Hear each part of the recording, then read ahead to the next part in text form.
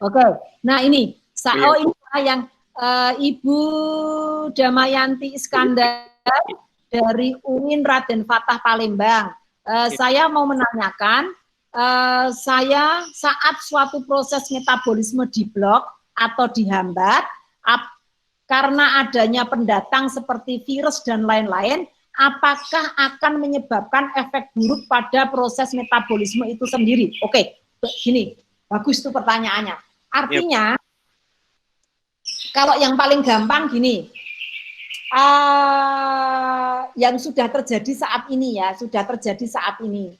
Karena ini kalau yang apa ini, yang untuk COVID ini kan penelitiannya belum banyak berkembang untuk labnya. Kalau yang sudah, itu contohnya adalah pengobatan anti kanker. Oke, pengobatan anti kanker itu selalu dicari suatu obat yang selektif. Oke, salah satu kata kunci obat itu adalah selektif. Jadi apa? Kalau saya mengobati, saya mau membunuh sel kankernya, maka jangan sampai obat itu yang untuk kemoterapi itu juga membunuh sel normalnya, kan begitu maunya. Oke, kan yang repotnya itu adalah saya membunuh sel kanker, tapi juga membunuh sel normal. Nah ini dia. Kalau saya tadi, misalnya, saya ngeblok enzim yang digunakan untuk replikasi. Sedangkan enzim yang digunakan untuk replikasi di dalam sel itu, dia kan tadinya kan gini, yang disebut metabolisme atau enzim yang replikasi tadi kan aslinya dia milik sel normal. Dia milik si sel, bukan milik si enzim. Berarti kan si enzim replikasi tadi sebetulnya dia kan memiliki fungsi normal. Fungsi normalnya dia mereplikasi DNA, RNA, ya DNA yang untuk si manusia. Nah, tapi ternyata si enzim ini diduduki oleh si aliennya tadi. Nah, kalau si enzimnya ini yang replikasi tadi, saya blok metabolisme itu, ya tentu saja Bu, ini juga akan mengganggu proses yang disebut proses replikasi dari sel normal itu sendiri, begitu. Nah, kita sampai saat ini memang kesulitannya adalah yang disebut proses selektif. Ya, saya itu sulit sekali untuk membuat obat yang ngeblok. Ngeblok adalah hanya yang misalnya peralatan replikasi yang sudah diduduki oleh si virus, kan gitu. Nah, itu dia. Itu yang memang agak sulit begitu. Kalau bisa sebetulnya malah tapi itu nanti harus ada obatnya, itu ada yang namanya lupa ya, transporternya. Kalau transporter itu film ya. Kalau ada transporternya. Sekarang yang namanya antibody, ada yang namanya antibody monoklonal, antibody poliklonal. Itu adalah dia membawa obat itu khusus akan ketujuannya. Nah, itu adalah mahal dan lama penelitiannya. Itu tidak akan menyebabkan efek buruk karena nanti yang diserang itu hanya sel yang sakit. Jadi si antibody monoklonal poliklonalnya itu nanti udah kayak dipasangi label.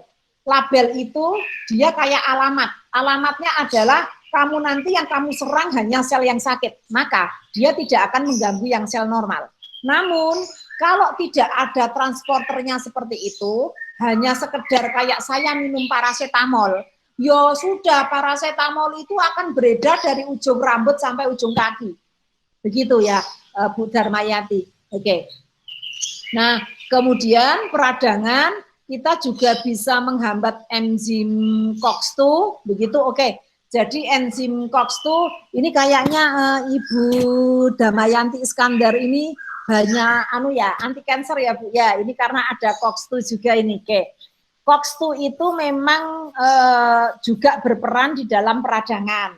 Dan biasanya kalau COX-2 itu adalah peradangan tapi ada banyak hubungannya dengan terganggunya itu karena proses kanker. Nah, kalau yang karena COVID tadi di atas itu yang muncul itu peradangannya adalah interleukin, kemudian tumor nekrosis faktor, sama IFN, interferon ya. Jadi dia tidak memunculkan COX-2.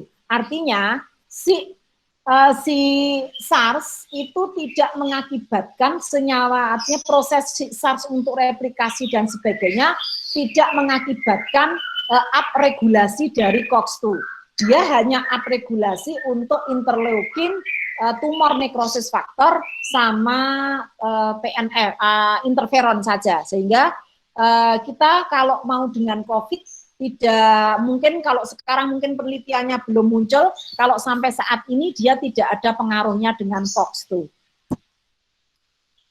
Kemudian Bapak Supratman Rozi, berapa lama waktu yang dibutuhkan dalam mengamati pengaruh vaksin yang diuji terhadap virus? Oke, jadi pengaruh vaksin itu yang lama itu adalah uji klinisnya itu dia. Kan sekarang saya mensintesis vaksin di dalam lab. Saya mensintesis vaksin itu bisa seluruh penyakit saya buang, kemudian epitop yang menyebabkan keganasan tadi yang apa namanya ACE2-nya itu saya potongi, coba motonginya pakai apa? Pakai gunting kali ya. Kita ada yang namanya partikel virus sudah sangat kecil, terus saya melepasi satu-satunya ACE tadi, tapi kan tetap kok satu-satunya ACE, spike-like proteinnya saya lepasi begitu. Terus nanti kan tinggal utuh ini virusnya ini, yang bodinya, nah ini bisa jadi ini sudah nggak berbahaya. Itu sudah makan waktu berapa lama? Atau saya hanya ngambili yang spike-like proteinnya, atau saya mengambil bagian, saya gunting-gunting dari si partikel, saya gunting-gunting urutan DNA-nya atau proteinnya, saya, nah itu proses itu sudah memakan waktu. Baru setelah ini jadi, itu saya uji cobakan dulu, saya uji toksisitas dan lain-lain ke in vitro. Setelah itu saya in vivo ke tikus. Setelah in vivo itu ada yang namanya uji praklinis. Uji praklinis begitu itu adalah diuji cobakan ke manusia dalam bentuk terbatas. Setelah uji praklinis adalah uji klinis yang diuji cobakan kepada manusia dalam jumlah yang banyak, bahkan sampai ratus dan ribu, dan orang itu setelah divaksin itu terus mau disuntik SARS. Ya Allah, siapa mau? Kalau aku dibayar pun nggak mau. Oke, nah itu bisa setahun 2 tahun begitu. Tapi kalau percepatan yang bisa dipercepat itu adalah untuk uji-uji tadi praklinis atau klinis itu biasanya kan ada dewan pokoknya dewan etik atau apa, dia yang akan mempelajari itu. Nah, biasanya kan kalau saya dokumen ini masuk ada waktu tunggu, antrian, nah ini yang bisa dipercepat gitu ya. Tapi proses penelitiannya tidak bisa dipercepat baik untuk praklinis maupun klinis. Kemudian waktu yang dibutuhkan pengaruh vaksin terhadap virus, ya kalau kita sudah mempelajari misalnya kita tahu bahwa waktu inkubasi virus terhadap itu kan 14 hari tuh. Kan Bapak Ibu kalau habis dari luar kota harus karantina diri 14 hari.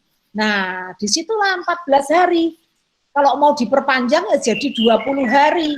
Barangkali waktu inkubasi virusnya bisa lebih panjang. Jadi setelah disuntik vaksin itu dilihat 14 hari. Kalau saya tetap sehat sentosa, ya sudah berarti vaksinnya berhasil. Saya disuntik vaksin, saya dikenai virus, lah itulah gambling. Lah kalau vaksinnya tidak bekerja, saya kena virus, jadi jangan mau. Nah, jadi saya disuntik vaksin, dikenai virus, ditunggu paling tidak 14 hari. Oke, supaya kita tahu kita terkena atau tidak. Kemudian Ibu Justina Dwi Sofiani Lawung dari Universitas Katolik Widya Marinda. Oke, nah ini dia. Apakah kurkumin bisa diberikan kepada pasien yang positif COVID? Nah, kalau seandainya, kan gini, ada 2 hal yang bertentangan.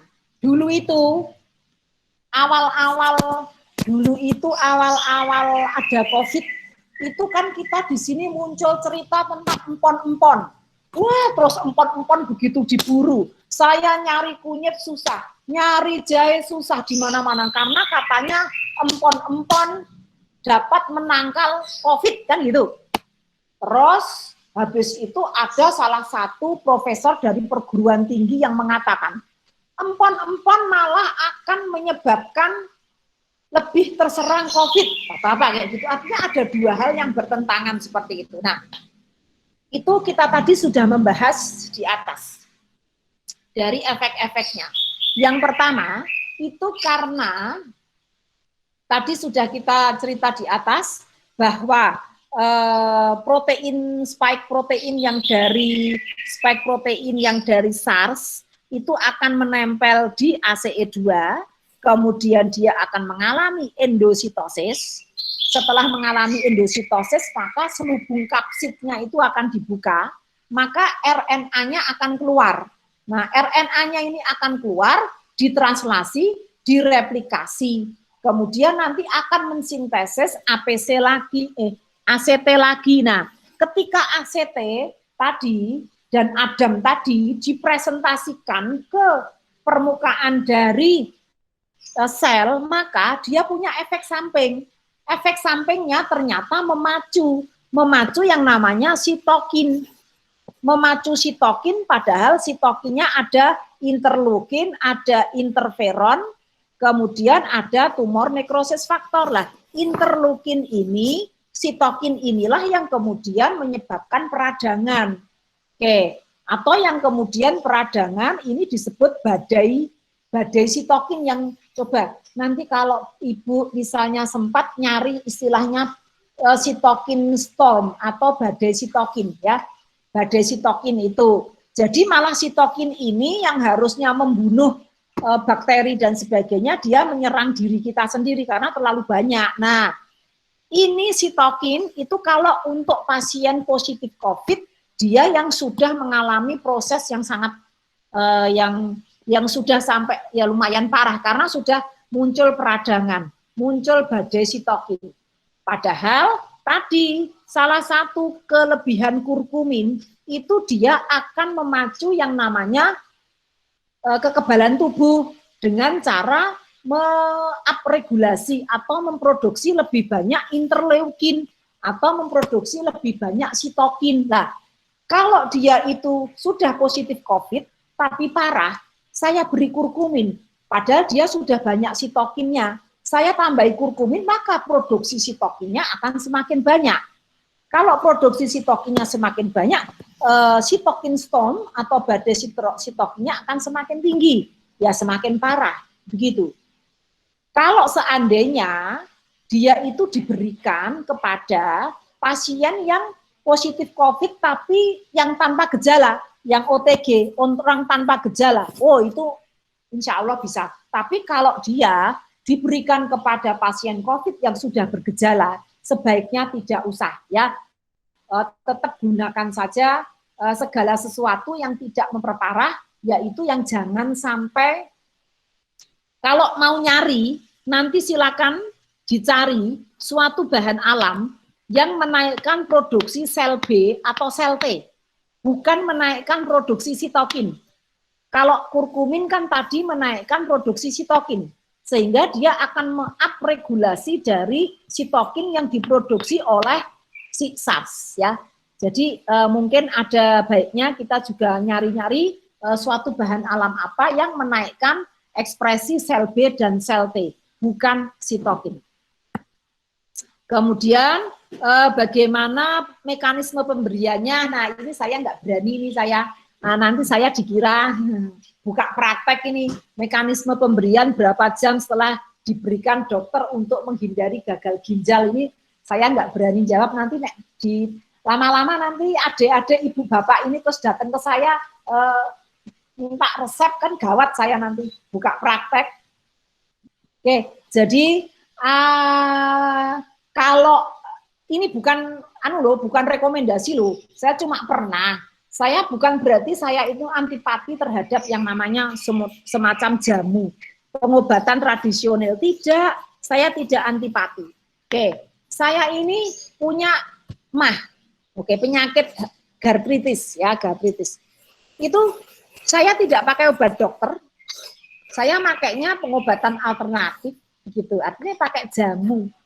Cuma saya kok berani pakai jamu ya karena MAH saja, tidak sampai kemana-mana. Nah itu katanya itu ya sekitar 2 jam. Gitu. Tapi jangan percaya sama saya ya. Namanya juga astuti, asli tukang tipu, hati-hati. Oke, nah di sini pertanyaan Bapak Supratman Rozi, apakah makanan yang kita konsumsi dapat mempengaruhi aktivitas virus? Ya, betul, betul Pak. Jadi Bapak, marilah kita makan makanan yang menaikkan sistem imun tubuh. Oke, kenapa? Yang namanya virus itu belum ada yang namanya tembakan yang langsung membunuh virusnya. Virus itu bisa mati dari antibodi, sistem kekebalan kita. Sehingga kita itu harus banyak makan, minum segala sesuatu yang menaikkan sistem kekebalan kita, gitu ya.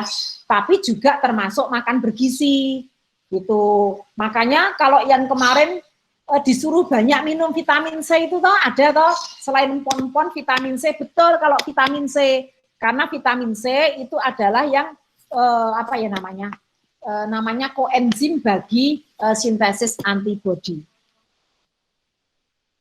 Dari ini Bu Darmayanti, dari sisi kimianya gugus aktif apa yang menjadi strong point dari senyawa kurkumin dapat mampu menghambat salah satu proses masuknya virus. Oke, jadi gini, kalau tadi yang di penelitian yang sudah ada saya gambarkan tadi, itu adalah ada gugus hidroksi, itu dia tapi anti kanker dan sebagainya. Nah, kalau yang sebagai anti COVID itu belum ada penelitiannya.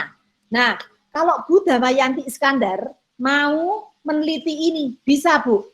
Ibu bisa menggunakan molekular modeling, ya, pakai model molekul, pemodelan molekul, model molekul itu kan yang kecil-kecil itu. Jadi Ibu Damayanti itu bisa pakai pemodelan molekul, molekular docking, ya. Itu dari situ nanti Ibu bisa melihat satu energinya, energi binding, energi ikatnya dia bagus enggak. Dan selain itu nanti akan muncul bahwa di sini gugus-gugus yang ada pada kurkuminnya itu mana yang dia bisa mengakibatkan terikat kepada ini. Oke, yuk Bu, silakan Bu Damayanti Iskandar segera diteliti. Ibu malah memberikan ide kepada saya, yuk, ayo dulu-duluan. Oke, mari Bu Damayanti segera diteliti, ya. Kalau enggak nanti tak teliti loh, ayo gimana?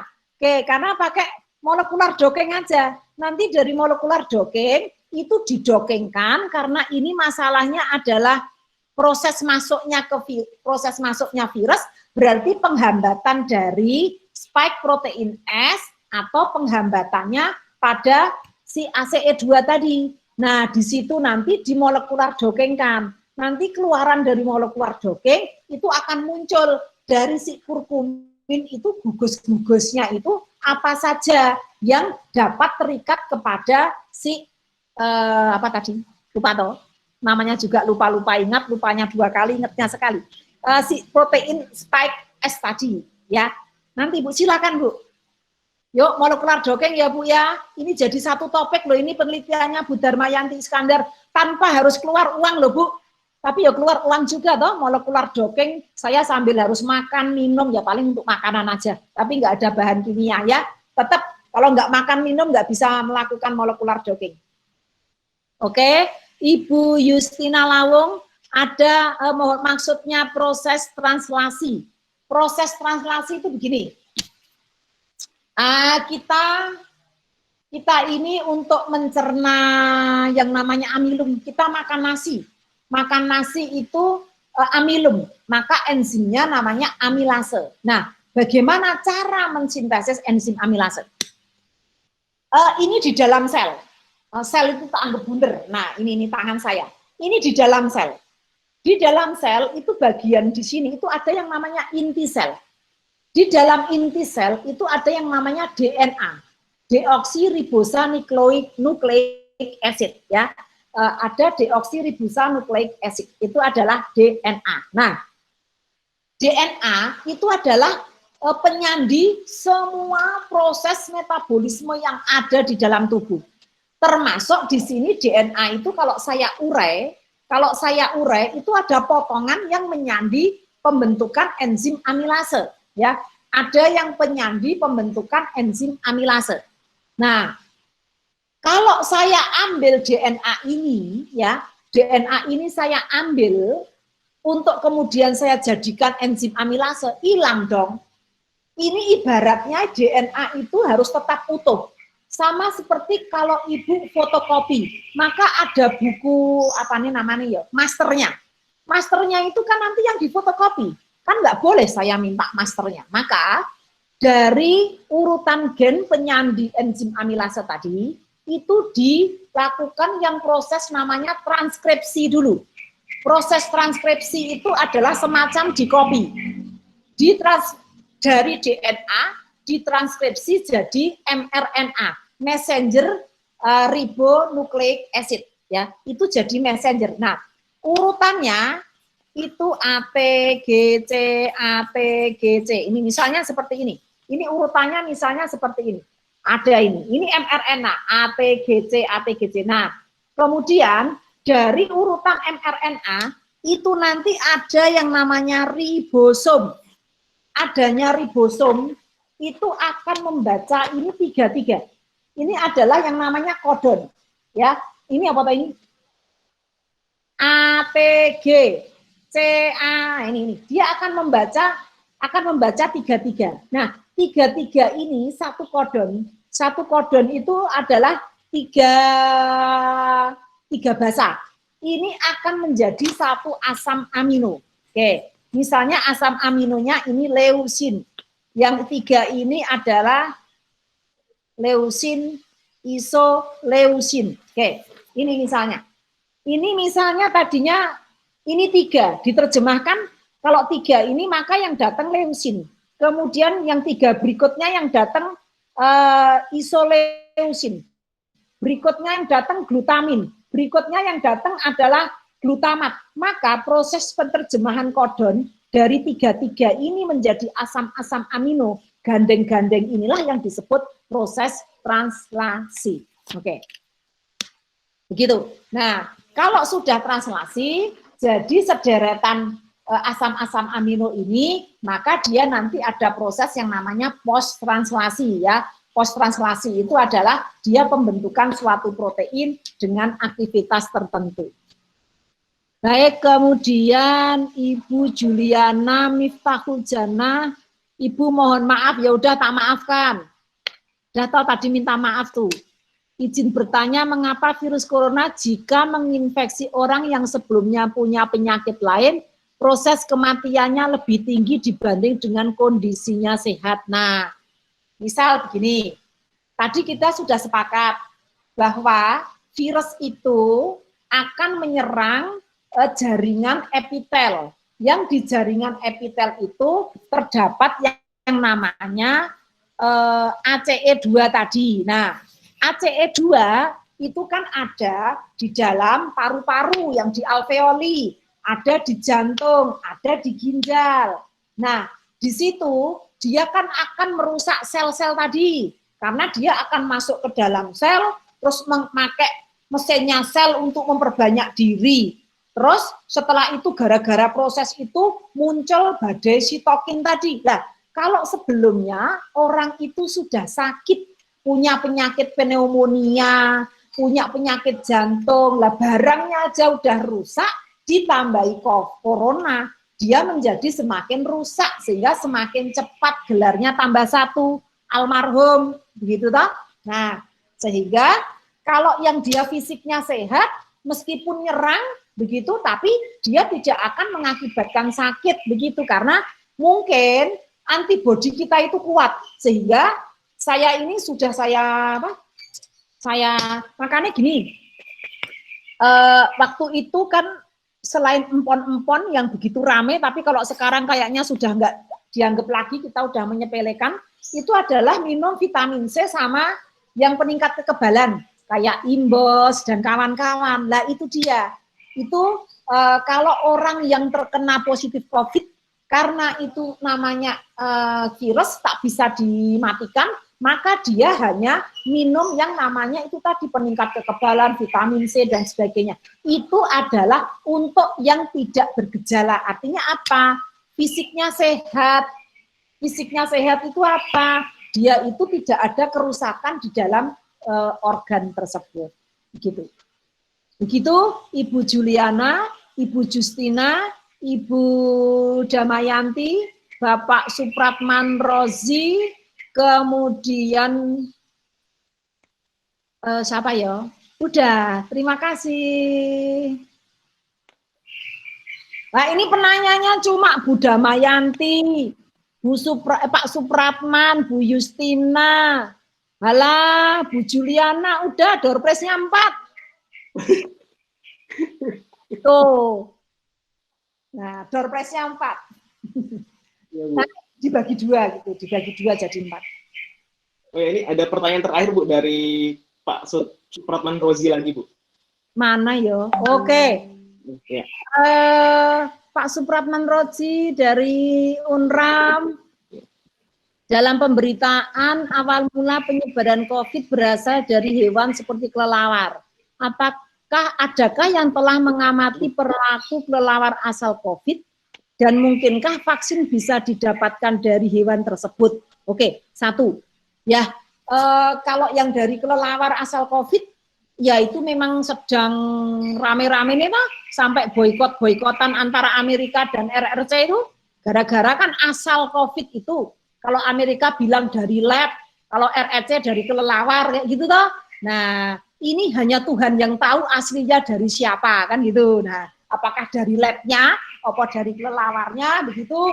Tapi memang mungkin, ya, kalau mengamati perilaku kelelawar asal COVID, ya mungkin mereka para ahlinya itu sudah mengatakan asalnya memang dari kelelawar.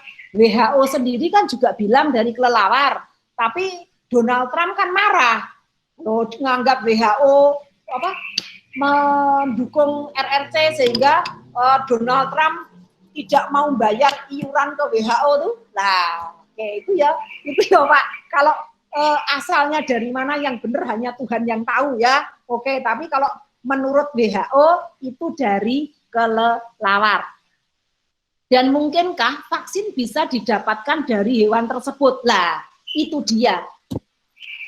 Saya juga penasaran yo, kok kelelawarnya nggak kena SARS yo? Apakah kelelawarnya nggak punya ACE2 yang tadi loh, yang untuk nempel? Ataukah si kelelawar itu punya antibodi yang langsung bisa membunuh SARS? Itu menarik Pak. Oke, kalau seandainya antibodinya itu bisa kita ambil, tapi itu bukan vaksin, ya bukan vaksin. Tapi istilahnya yang tadi imunoglobulin, saya bisa memproduksi antibodi sesuai dengan antibodi yang ada pada kelelawar. Nah, oke, itu menarik Pak Supratman, tapi saya nggak bisa, itu susah banget, labnya nggak punya kalau yang itu. Yang bisa itu yang gampang, yang molekular jogging tadi, ayo balapan. Oke, terus B, aduh ini yang ada yang mengatakan kondisi mental seseorang dapat mempengaruhi unsur kimia tubuh. Mungkinkah berpikir positif dapat meminimalkan potensi terkena COVID? Oke. Kalau untuk meminimalkan terkena, ya sekarang terkena, nggak bisa.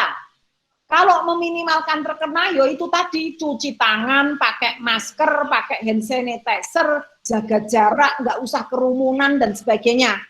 Kita ini ada seminar, webinar terus, itu adalah meminimalkan COVID, begitu ya. Dan selalu memang berpikir positif itu adalah saya tidak mau kena COVID. Karena tidak mau kena COVID, maka saya harus selalu pakai masker. Saya harus menjauhi kerumunan 1 meter. Coba, ini Mas, Mbak, Bapak, Ibu itu sekarang hari gini tuh kalau berkerumun apa masih jaga jarak 1 meter? Saya yakin enggak tuh, udah lupa. Setelah sekian lama udah capek, udah jenuh, lupa. Begitu. Tapi kalau kita sedang sakit apapun, ya, kita sedang sakit apapun, atau kalau kita menghadapi kondisi apapun, memang harus selalu berpikir positif, ya. kita jangan sampai stres. Karena kalau orang itu stres ya, itu akan mempengaruhi berbagai proses metabolisme di dalam tubuh. Maka setelah itu menjadi sakit. Kalau saya gembira, maka akan keluar yang namanya hormon oksitosin. Hormon itu rentetan. Hormon oksitosin akan meningkatkan kekebalan dan sebagainya, sehingga saya terhindar dari sakit. Begitu ya. Jadi memang betul Pak Supratman bahwa hati yang gembira itu obat, kan gitu kata-kata itu. Ada apa ya slogan, hati gembira adalah obat. Oh, tapi nek dipikir-pikir kok iso gembira itu obat? Berarti kalau gitu dokternya nggak laku dong. Saya gembira terus aja, nggak akan dokter laku. Kan hati yang gembira adalah obat, begitu ya. Tapi itu ada rentetannya ya. Jadi dia akan menaikkan kekebalan dan sebagainya. Sedangkan yang stres, kalau saya stres, maka akan menurunkan kekebalan ya. Coba nih kalau yang masih mahasiswa atau baru aja jadi mahasiswa, pernah enggak pas mau ujian semester itu terus nervous, begitu saya ngerjakan ujian itu lupa jawabannya. Begitu selesai ujian ingat, waduh tadi itu jawabannya harusnya ini. Loh, kok bisa? Kok tadinya lupa, aku udah belajar, pas ujian lupa, setelah ujian ingat. Nah, itulah proses stres. Tuhan kita itu tuh begitu taunya bahwa kita itu manusia yang mengendalikan semua aktivitas itu ada di otak. Kalau saya sampai stres, maka proses yang ada di otak ini bisa terganggu. Ketika saya nervous mau ujian, maka proses dalam tubuh itu mengeluarkan suatu senyawa namanya X yang saya lupa. Itu akan ngeblok otak supaya tidak terkena efek stres. Tapi begitu stresnya hilang, selesai ujian, si senyawa ini tadi terdegradasi. Terus inget lagi, aduh, tadi itu harusnya jawabannya ini, gitu. Makanya ujian, wawancara kerja, wawancara beasiswa, apapun termasuk besok Mas Nazim ngelamar, Mbak Rizka dilamar, dilarang stres. Nek Mas Nazim ngelamar stres, nanti lupa aku terima nikahnya siapa, namanya lupa, malah muncul nama orang lain, bubar nanti. Oke, begitu kayaknya sudah. Nah, orang gila juga jarang terlihat sakit.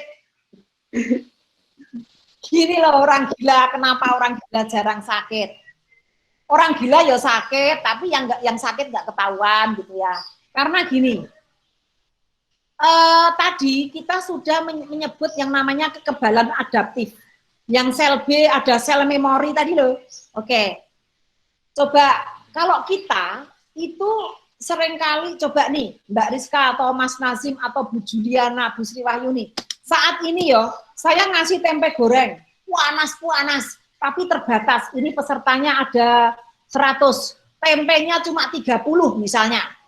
Kira-kira mau cuci tangan dulu apa ngambil tempenya langsung? Nah, ngambil tempenya langsung loh, padahal tangan kita ini kan penuh dengan kuman nih. Tapi Tuhan itu sudah menganugerahkan kita itu sistem kekebalan. Saya ngambil aja tempenya langsung tak makan, begitu. Tubuh kita udah punya kekebalan. Nah, bagi yang, ini ada enggak yang dari fakultas kedokteran ya? Orang kedokteran itu, kalau saya ajak minum air mentah itu enggak mau. Enggak, itu banyak kuman penyakitnya.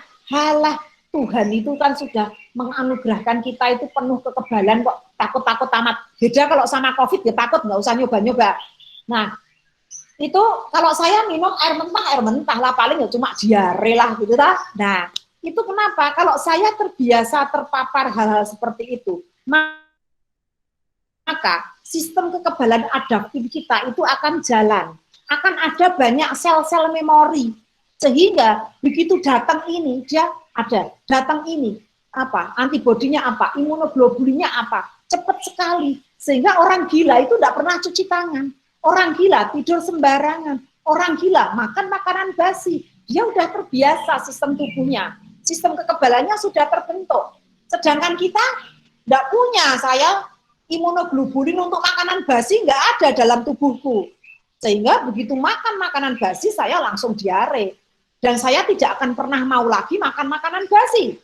Nah, kalau orang gila makan terus, sistem kekebalannya semakin terbentuk. Ya itulah anugerah Tuhan itu luar biasa ya. Saya itu kalau belajar ilmu biokimia itu isinya hanya maha besar Tuhan yang menciptakan kita.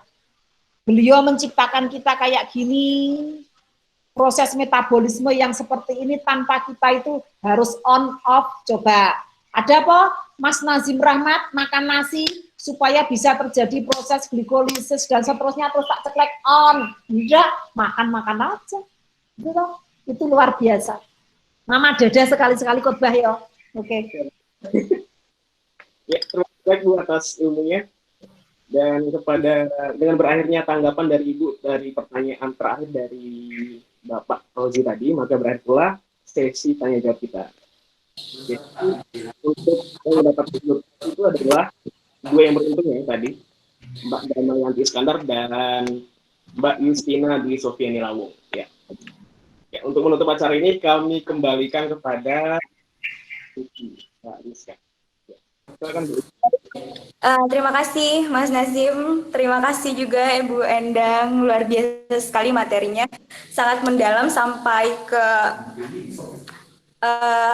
mekanismenya juga, latar belakangnya kenapa COVID itu bisa ada, dan cukup terjawab ya teman-teman semuanya isu-isu selama ini. Apakah kunyit itu bisa menyembuhkan corona apa enggak, dan ternyata ya menurut penelitian bisa mencegah tetapi tidak bisa mengobati untuk mereka yang sudah sakit karena akan memperparah. Oke, terima kasih sekali lagi untuk Bu Endang sudah meluangkan waktunya mengisi di webinar KMPK Series. Semoga ilmu ini bermanfaat untuk kita semua. Terima kasih.